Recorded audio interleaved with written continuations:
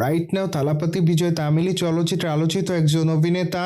কেননা এই তারকা তার কেরিয়ারে বেশ কিছু চলচ্চিত্রে অভিনয় করেছেন। ঠিক এই জন্য অবশ্য দর্শকদের মাঝে আলোচিত এই তারকা। মূলত লিউ চলচ্চিত্রে এই তারকাকে সর্বশেষ অভিনয় করতে দেখা যায়। সেখানে অবশ্য তার অভিনয় তার অনুরাগীদের কাছে ভালো লাগে। কিন্তু লিউ চলচ্চিত্রের শুটিংয়ের মাঝে এই তারকা তার নতুন চলচ্চিত্রের ঘোষণা দিয়েছিলেন। মূলত তখন অবশ্য চলচ্চিত্রের নাম চূড়ান্ত করা হয়নি। সুতরাং বর্তমানে এক ঘনিষ্ঠ সূত্রের মাধ্যমে জানা যায় যে তামিলি তারকা বিজয়ের আপকামিং চলচ্চিত্রের নাম রাখা হয়েছে গড।